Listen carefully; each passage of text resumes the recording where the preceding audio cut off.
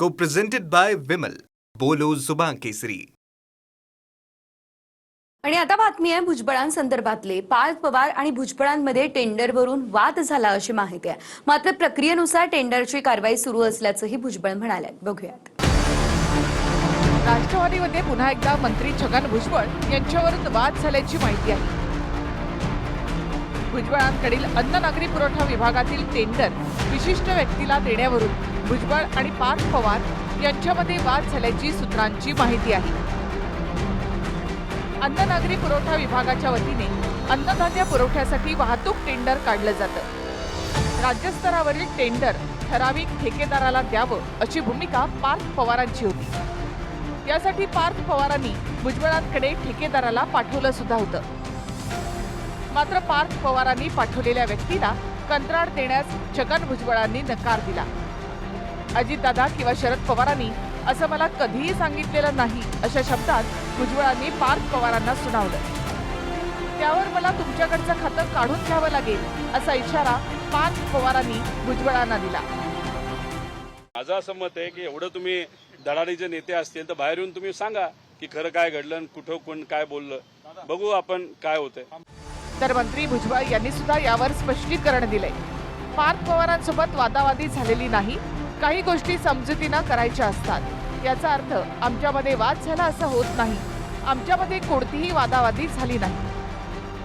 अन्न नागरी पुरवठा विभागानं सुद्धा निविदांसंदर्भात भूमिका स्पष्ट केली. कोणत्याही वाहतूकदारास कार्यादेश दिलेला नाही. पुढील निर्णय न्यायालयाच्या आदेशानुसारच होईल. फक्त छगन भुजबळच नाही तर काही मंत्र्यांकडे गेल्या 6 महिन्यातील टेंडर आणि निधीची माहिती पार्थ पवार यांनी मागितली. त्यामुळे मंत्र्यांमध्ये सुद्धा नाराजी निर्माण झाल्याचं कळतं. पार्थ पवारली जर सगळ्याच कॉन्ट्रॅक्टची माहिती तिथं मागवली असेल तर त्यांना कोणीतरी सांगितलं असेल त्यांचे मंत्री हे खूप मोठ्या प्रमाणात भ्रष्टाचार करतात आणि मग भ्रष्टाचार करतात, मग कुठं कुठं भ्रष्टाचार होतोय याची माहिती मागितली असावी. नाहीतर उद्या जाऊन कोणाला तरी दुसऱ्याला कॉन्ट्रॅक्ट द्यायचं असावं. हे असं जर चालत राहिलं तर दादा म्हणतात ते बरोबर आहे ना. कारण शेवट दादा भाजप बरोबर गेल्यानंतर म्हणले ना राजकारण लय वंगाळ झालेलं आहे. अजिबात नाही. आत्ताशी जे आहेत ना ते सगळे ऑनलाईन आहेत. काय त्याच्यावर परत कोर्टाचा जरा स्टे आहे की जरा थांबा. त्याच्यानंतर जे आहे कॅबिनेटने 2 वेळा मंजूर केलेलं आहे. चीफ सेक्रेटरीने 4 मीटिंग घेतलेल्या आहेत. त्याच्यानंतर ऑनलाईन काम चालू झालेलं आहे. आता त्याच्यावर अगोदर टेक्निकल बीड, नंतर फायनान्शियल बीड आणि नंतर कोर्ट. आता कसं काय वाद कोण कशासाठी करणार मला काय कळत नाही. आणि तुम्ही कोणी काहीतरी सांगितलं का लावून टाकता. तर पार्थ पवारांनी आपण कोणत्याही शासकीय कामामध्ये हस्तक्षेप केलेला नाही असं स्पष्टीकरण दिलं. सामाजिक कार्यकर्त्या अंजली दमानिया यांनीही भुजबळांवर रेशनच्या कंत्राटावरून टक्केवारीचा आरोप केला.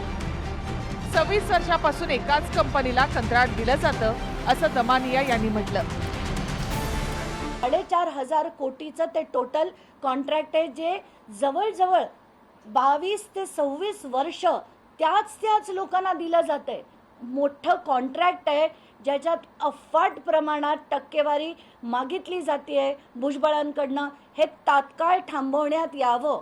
राज्यसभेची घाई झालेल्या छगन भुजबळांना बहुतेक वाटत असेल की हे ऑर्डर तात्काळ पास करावी. गेल्या आठवड्यामध्ये देवगिरीवर झालेल्या बैठकीतही सुनील तटकरेंसोबत भुजबळांचे खटके उडाले होते.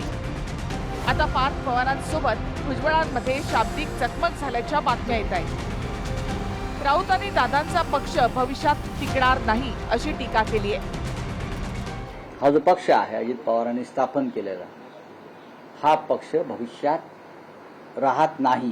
भुजबळ, प्रफुल्ल पटेल, तटकरे, हसन मुश्रीफ, धनंजय मुंडे ही जी चौकडी आहे ती आता पश्चाताप दग्ध असतील.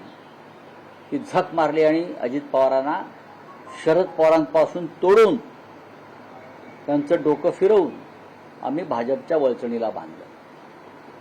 ही त्यांना आता पश्चाताप नक्की होत असणार या सगळ्यांना. आता आमचं काम काय आहे? जे घडतंय ते पाहत राहावं आणि जे घडतंय ते घडू द्यावं.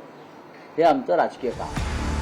दादांच्या राष्ट्रवादीमध्ये अंतर्गत वादाची प्रकरणं याआधी सुद्धा बाहेर आली आहेत. आता प्रकरण सरकारी टेंडर पर्यंत पोहोचले. सुनील काळेसह bureau report TV9 Marathi, Mumbai. Co-presented by Vimal. बोलो जुबान केसरी.